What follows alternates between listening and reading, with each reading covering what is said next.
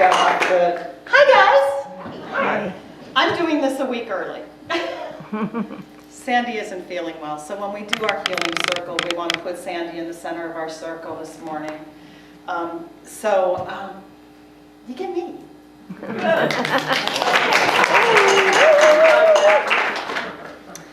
So Friday, I had the opportunity to, Rick and I went to Simi Valley, got up at a really awful hour of the morning, and drove down there, and we went to my uncle's.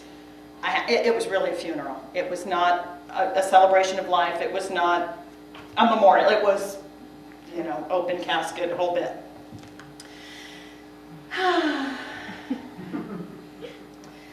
And as I told Betty the other day in a quick text message, because Betty, bless her heart, came and took care of our puppy for us while we were doing this extremely long day. You never go to these things for the reason you think you're going. One of my cousins I have been very close to off and on for 20 years or so. And I thought I was going to support her, and I barely spoke to her. It's just not the way it worked. But there were a couple of people in the family, extended family. There's people I only see at weddings and funerals, and I don't go to a lot of the weddings, so it's down to mostly funerals these days. But there were people there that I needed to see, I guess.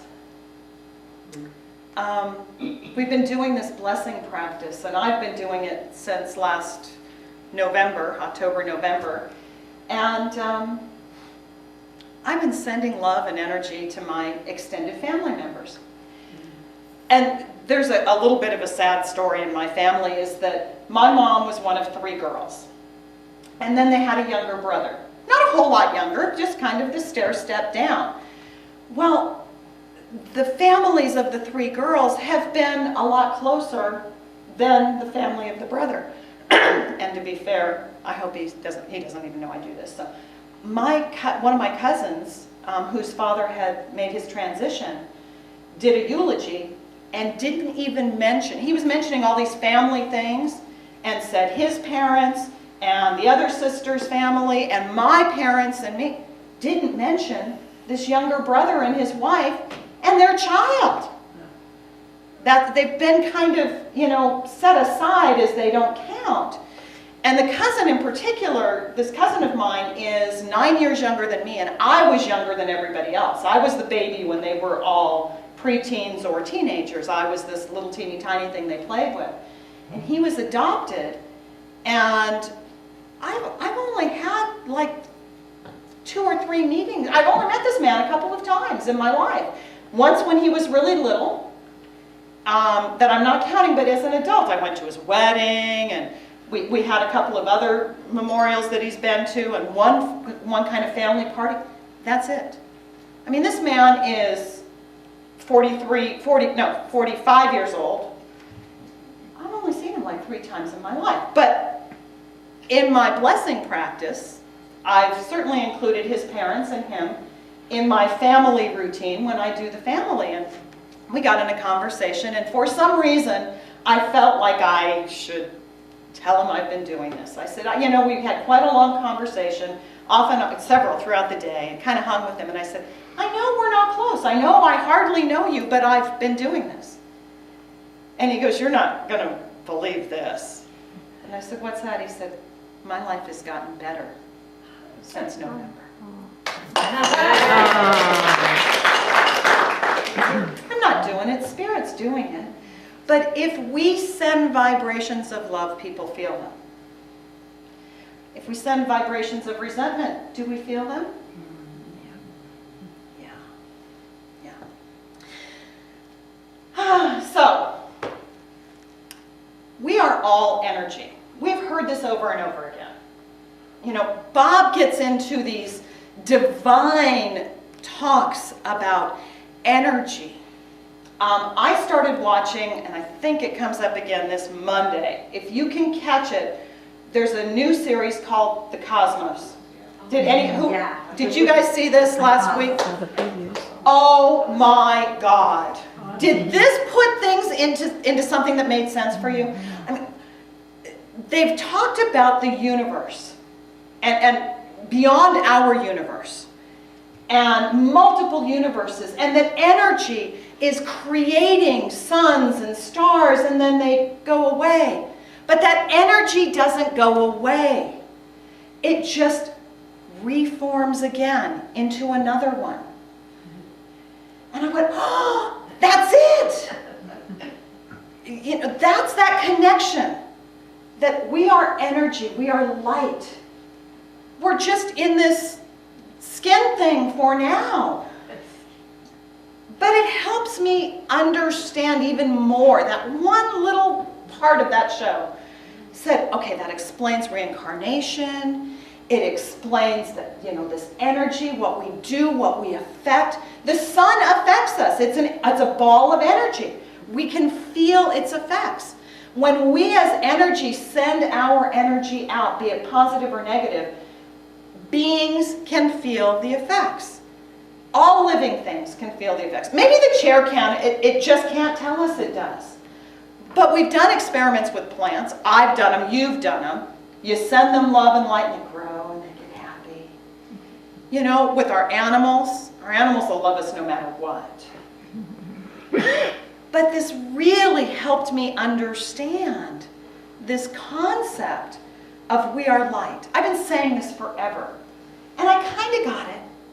But this put it in so much perspective for me.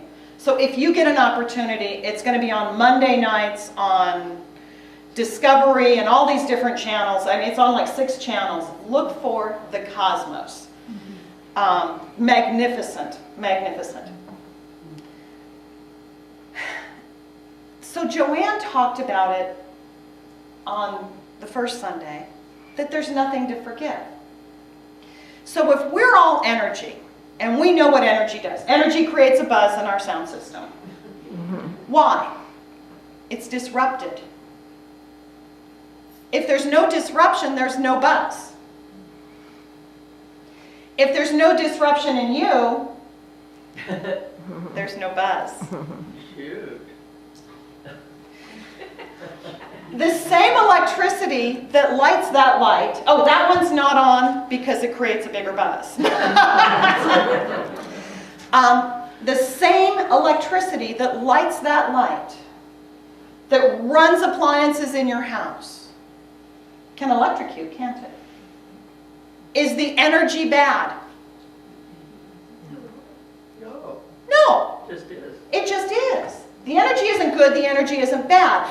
But our egos will make the energy of another being who says something or does something that we don't like. Our ego makes that bad. Or we do something. Or say something. And our ego makes us bad. It's not true, it's just energy.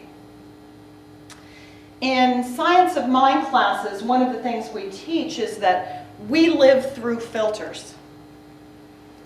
That divine love is pouring down from everywhere. This source of energy, this love, is pouring down. But we have our own filters.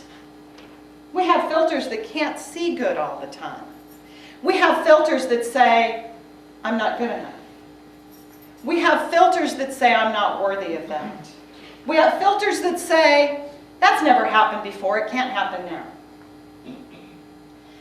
And so this divine love is pouring down, but we have these filters we've set up so it catches it and it doesn't come all the way through. And it works the other way. If we get this idea that has come from Spirit, we get this idea and we do our prayer work and our affirmations and our meditation and we're putting energy into it, we got to go through those filters again. Those filters go across the board. They filter what comes in and they filter what we send out. We are in control of our experience. We choose every moment of every day our experience. We can allow our buttons to be pushed. Does anybody not have buttons that can be pushed?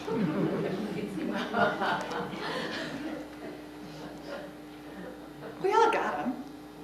But it's our choice to let them be pushed or to let it go. There is absolutely nothing to forgive ourselves or anyone else for. It's energy. It's love, it's light, it's truth, it's whatever it is.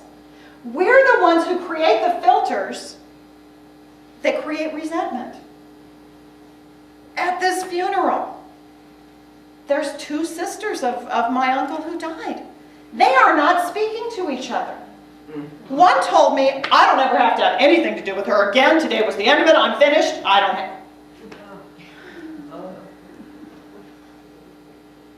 It's filters. And I can sit back and go, oh, it's your own guilt. It's you. I can make up all the excuses, all the reasons. I kind of get it. Doesn't make it any easier for either of them. We create our experience. So it's up to us to choose consciously every day not to forgive, because there's nothing to forgive, but to just let it go. It's not important. You know, my one cousin is upset because the other one didn't call her when hospice called and said, you got to get down here right now, he's going now. And she didn't get the phone call that same second, so she's all upset about it. They can't watch, they don't know. But this is just a normal experience. We've all had them. We've all had them. And this has blown into this huge thing. No, it's not the first situation. It's situation after situation after situation. But they're creating it themselves. Bless her heart, my cousin who's all upset is creating this herself. She's giving her power away. She's giving her energy away to somebody else and saying, if you don't do it my way, it's not good enough. Is anybody going to do it your way?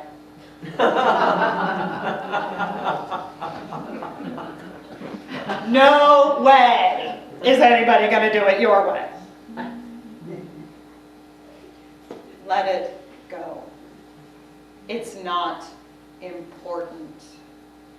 All you do holding on to resentment, holding on to bitterness, holding on to just wanting something to be other than the way it is. Just something that simple. I'd really rather it was this way. I'd rather I had more money in my bank account. I'd rather I had a perfect relationship in my life. I'd rather whatever it is, whatever your preferences are, let it go. It's all about love. It's all about allowing energy to move, to light the universe, to go out, and to come back again as something even more beautiful, something even more loving. If we send energy that does not have a buzz, the world will be so much happier. Yes. Because we will be happier. That's it, guys.